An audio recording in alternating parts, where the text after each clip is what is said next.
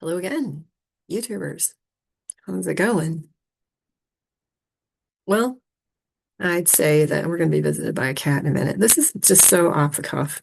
And and if people don't like it, well, don't watch. Yes, this is Cleo about to enter us. This is another cat. Come on, sit down. Can't quite see her yet because of the virtual background. Come on, come on. Get on my lap. That's it. Come on. It's not hard. Don't knock the computer over in the process. Hang on, I'll get her. I've had her since she was a kitten. And she's about 15 years old. So, right. Okay. What did I want to start with? Kind of want to just continue the story of kind of what happened just to bring everybody up to speed. And I think I got up to yesterday sort of the announcement of what happened and then kind of the days up to um leaving and how they all just sort of ran together. And I can't think of anything really significant that sticks out from Sunday February 14th till Thursday, February 19th, when I left. Thursday, February 19th was fairly eventful. My friend Hannah took me to Bedford Rail Station, met me early in the morning. So, packed and ready to go. I was dreading it. I was absolutely dreading the journey, getting to the United States, because once I'm there, I knew it was going to happen. It was going to be the tidal wave of reality.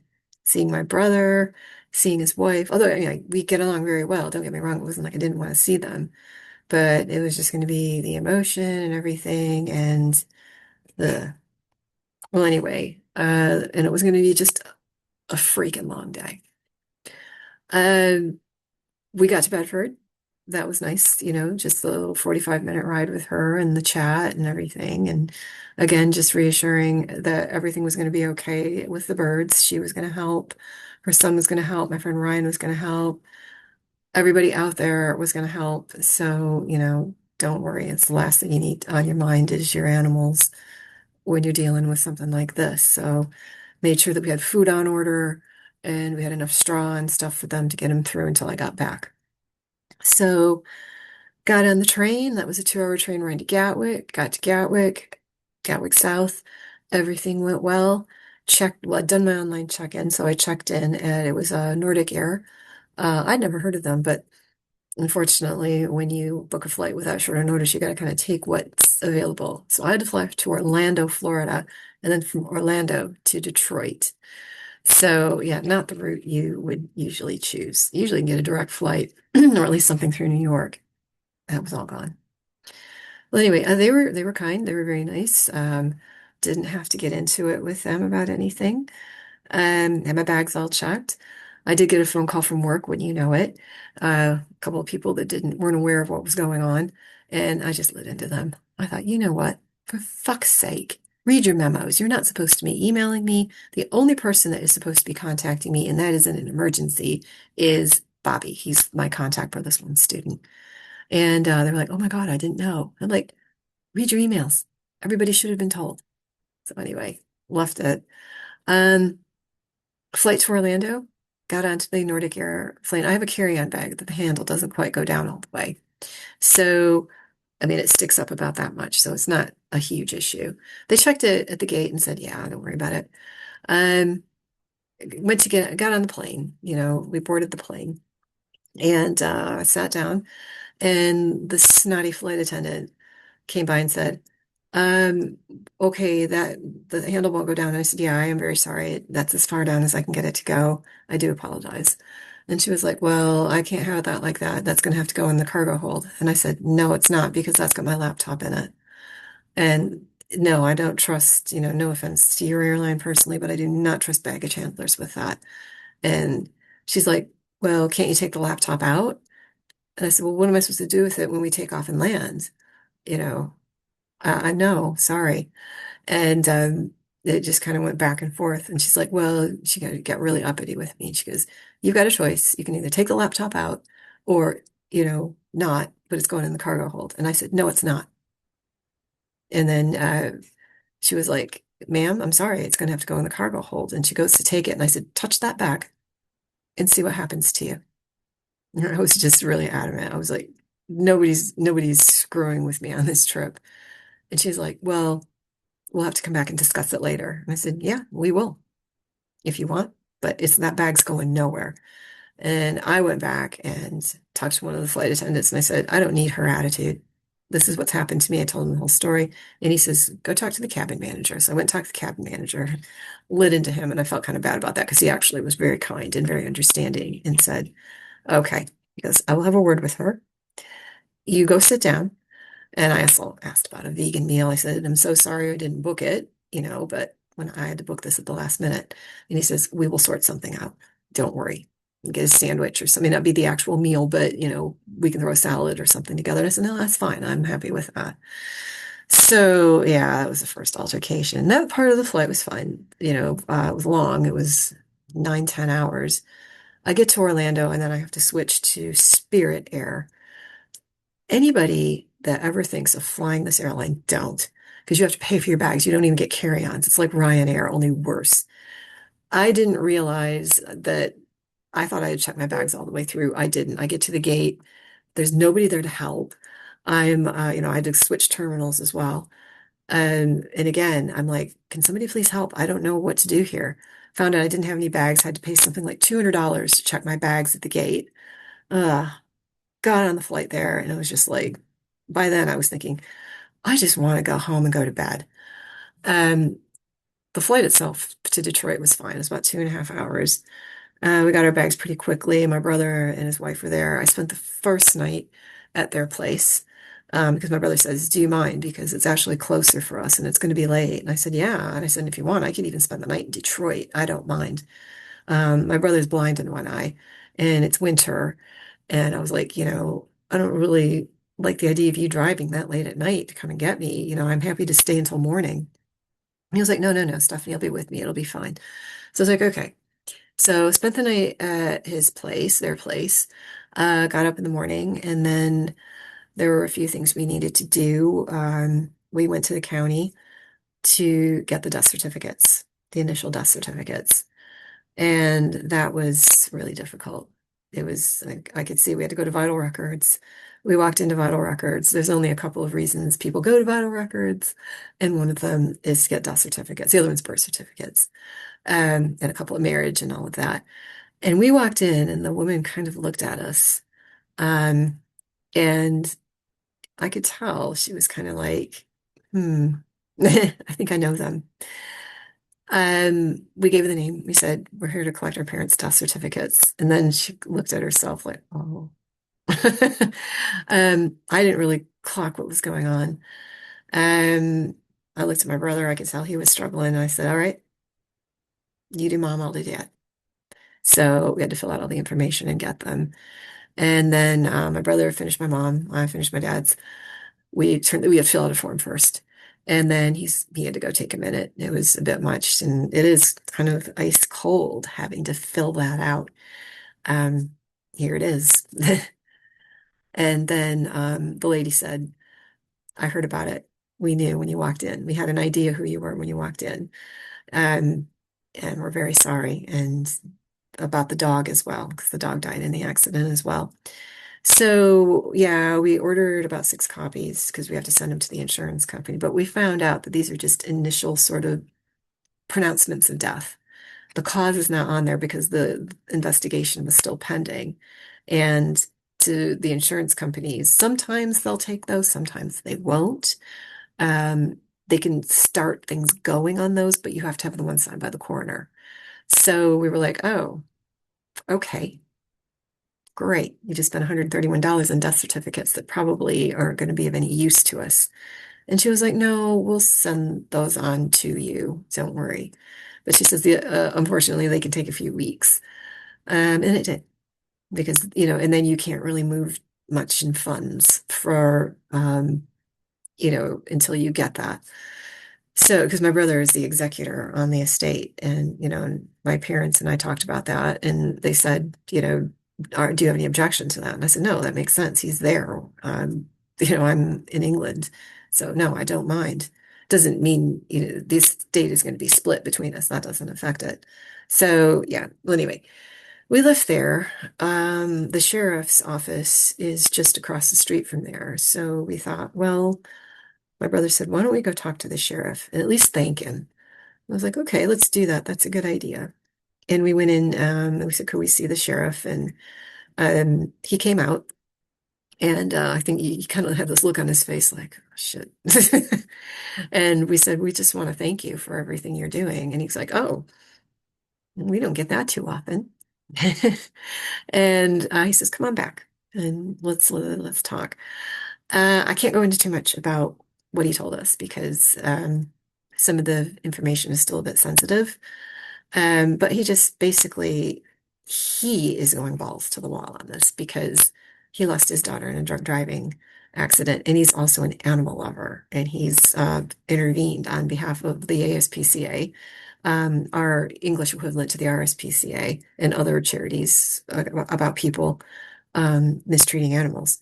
So this guy could not have picked the worst sheriff to mess with.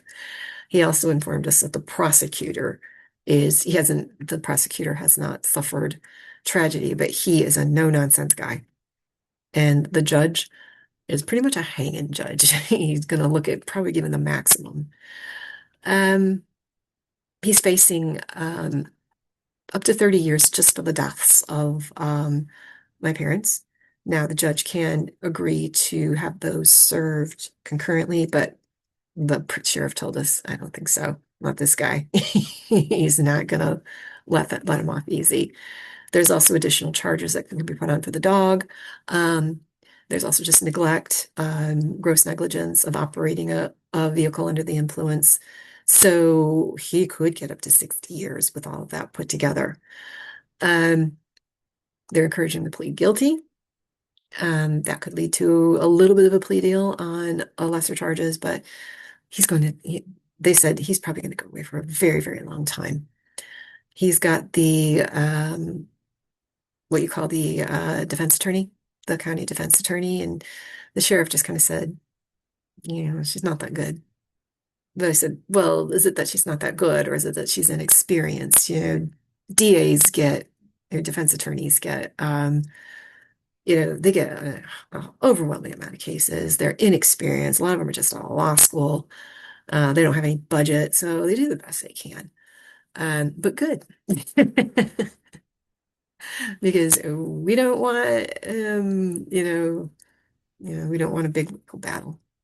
Anyway, so that was kind of it. And then my brother dropped me off at my parents' place after we went shopping, got some food in, and he says, I feel kind of bad about leaving you here alone. And I said, don't worry about it. It's one night. Ruth is going to be here tomorrow, and then we're gonna do something. So I walked into the house, and the first thing that really hit me was my mom's glasses were still sitting on the cupboard in the kitchen. And it was just like, sorry, that was the cat knocking something over. Um, I was just like, it was like a time capsule. It's like, oh my God, that is how it was when they left that night. And they probably had a list of stuff to do when they got home, and they never made it home. So that just something with an icy cold feeling. Like, oh, she left her glasses at home. She wasn't driving, but anyway. Anyway, that was up to that point. That's all I really want to talk about on that issue.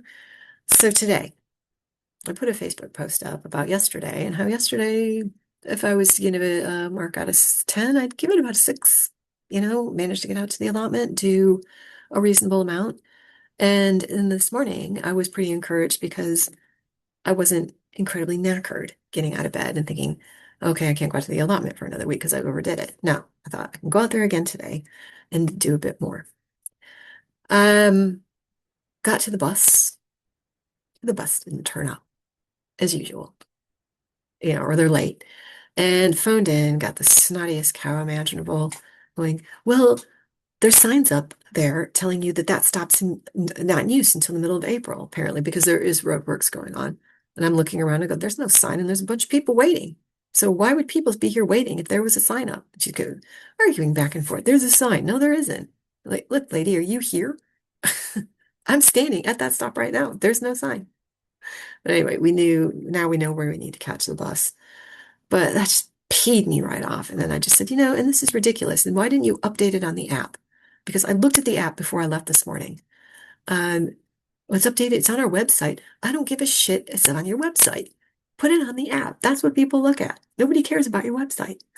Anyway, uh, then it was about 15. We only have one bus an hour on Sundays here. So it's like, I wait another hour to get out there. And then a guy walks up to me and says, well, I've got a taxi booked to go to Rothwell. Do you want to join me? And I was like, okay. And then I didn't like the look of him. It was probably fine, but I'm like, no. Then I just said, look, I'm just going to walk out there. I needed to blow off steam because I would have clocked somebody. I was really mad. I was just like, "Fucking public transport here," and just went into the, it's really bad. It's been bad for a long time. But, when you're dealing with something like this, it's like, God, that's the last thing you need is to deal with some twat. That all you're trying to do is get out and do what you want to do. And they keep encouraging us to use public transport, environmentalists and everything. And the public transport here is so bad that I can understand why people don't want to use it. Taxi firms do big business. Anyway, just walked. By the time it was 4 miles, so got me exercise in for the day. Was toying with the idea of going to kickboxing tonight, but I don't usually go on Sundays. So it's like, don't rush yourself to get back. And if it's a day you don't normally go, then, you know, don't worry about it. Maybe try to go. You feel a little bit more connected on those nights that you usually go.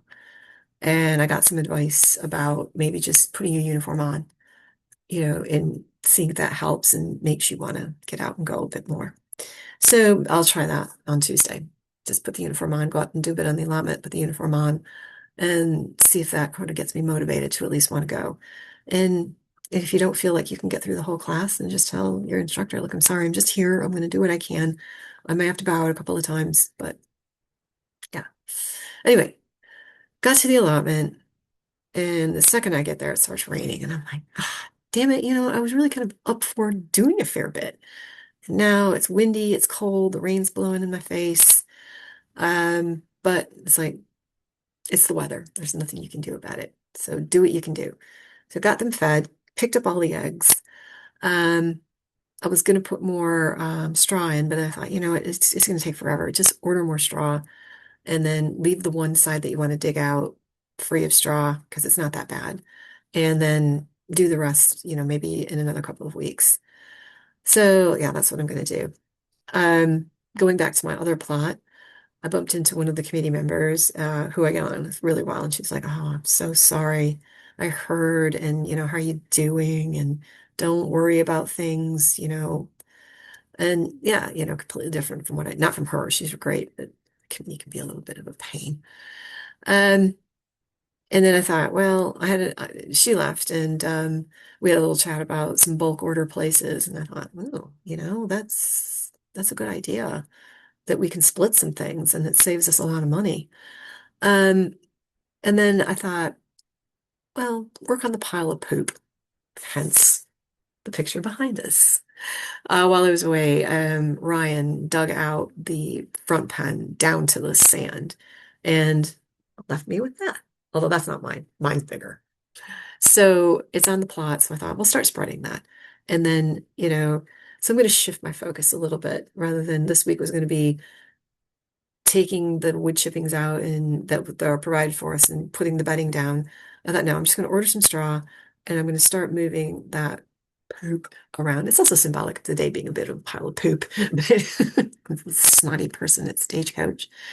Um, but started doing that, but then it really started raining. So I thought, nah, just go home. You know what? You can't fight the weather.